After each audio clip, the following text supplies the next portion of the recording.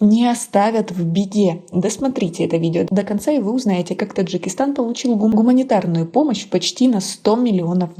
Подписывайтесь на наше обновление, будете в курсе всех последних и важных событий. В Таджикистан поступила гуманитарная помощь от 61 страны-донора ближнего и дальнего зарубежья. Таджикистан получил новую партию гуманитарной помощи. Груз доставили в район Рудаки. 2000 тонн, сообщает таможенная служба республики. Поддержали соседей. Таджикистан получил гуманитарную помощь от Узбекистана. Страны-доноры отправляли в Таджикистан лекарственные средства, медикаменты, в том числе для лечения больных коронавирусом, а также продовольственные товары. Крупную партию гуманитарной помощи передала Россия Таджикистану. Всего республика с начала года получила товаров на сумму около $95 миллионов.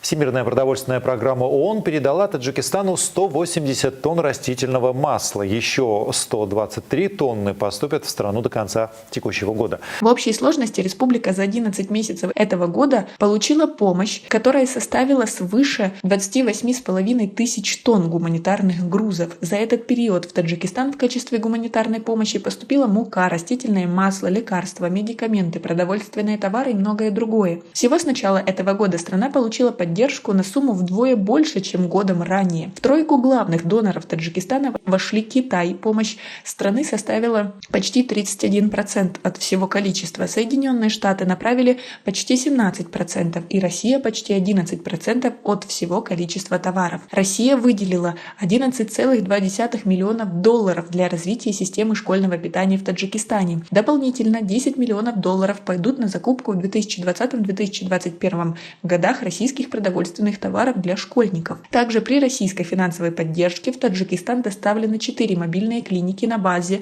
автомобиля КАМАЗ, мобильная лаборатория экспресс-диагностики. А как вы относитесь к такой помощи и как вы думаете, куда она девается? Свои ответы напишите нам, пожалуйста, в комментарии. Также помимо этого Таджикистан неплохо заработал. Ставка на золото. Таджикистан попал в тройку мировых лидеров по продаже этого драгоценного металла. Сам Таджикистан увеличил экспорт и импорт драгоценных металлов, полудрагоценных камней и металлов за 11 месяцев текущего года. По данным Агентства по статистике республики, экспорт драгоценных и полудрагоценных камней и металлов сложился на общую сумму в $708 925 тысяч, что превысило показатели аналогичного периода 2020 года более чем на $49 миллионов.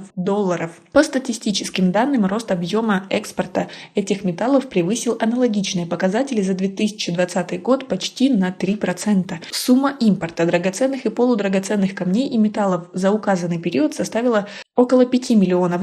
Ее рост составил в 3 раза больше, чем показатели 2020 года. В объемах, то есть цифрах производства золота, статистика умалчивает. Таким образом, в этом году увеличилась помощь со стороны других государств. Таджикистан стал лучше зарабатывать, но при этом жить нам становится все хуже. Как вы думаете, почему это происходит? Свои ответы напишите нам, пожалуйста, в комментарии. У нас пока на этом все. Оцените наше видео подпиской и лайком. До скорой встречи!